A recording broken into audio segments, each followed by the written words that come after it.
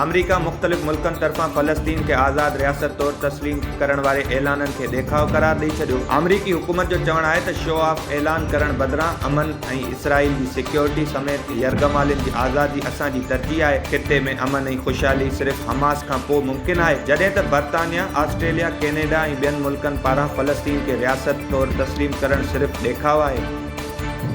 वफ़ाक़ी हुकूमत petrol smuggling खे रोकण लाइ सूबनि खां मदद वठंदे सूबाई हुकूमतुनि खे ख़त लिखी छॾियो।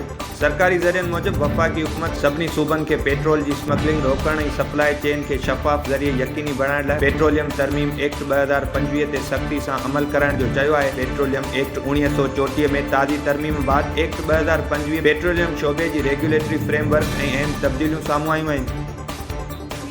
चीनी परदेही वज़ीर वांग यी जो चवणु आहे त चीन गज़ा में जंगबंदी जे ख़ात्मे लाइ पुरज़म आहे। 2 साल पुराणी गज़ा जंग हिकु गैर मामूली इंसानी अलमियो पैदा कयो आहे। इसराइली कार्रवायूं जेके बैनुल अक़वामी कानून जे उसूलनि जी ख़िलाफ़ वर्ज़ी आहिनि।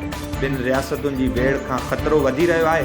इसराइल फ़लस्तीन तकरार खे हल करण लाइ आलमी बिरादरी खे 3 ज़रूरी क़दम लागू करणु घुरिजनि, जिन में गज़ा में हलंदड़ जंगबंदी, फ़लस्तीन जी पंहिंजे इलाइक़नि में ख़ुदमुख़्तियारी ऐं रियासती मसइलनि लाइ मज़बूत क़दम। आलमी बिरादरी खे UN में फ़लस्तीन जी मेंबरशिप जी हिमायत करणु घुरिजे। सिंधु दरिया में मुसलसल वहिकरनि बावजूदि डेल्टा पंहिंजे जियापे लाइ मिठे पाणी जो घुर्बल तादाद हासिल न करे सघियो।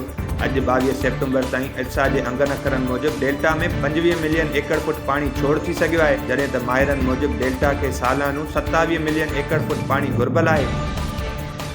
ॿिए पासे ॿोॾि वहिकरनि मुतलिक़ इर्सा जे अॼोके अंगन अखरनि मूजिबि गुडू बैराज जो मथां वहिकिरो 2,60,300 ऐं हेठां वहिकिरो 2,31,500 क्यूसिक, सखर बैराज जो मथां वहिकिरो 2,61,600 ऐं हेठां वहिकिरो 2,06,400 क्यूसिक, जॾहिं त कोटरी बैराज जे मथां वहिकिरो 3,64,000 ऐं हेठां वहिकिरो 3,39,500 क्यूसिक आहे।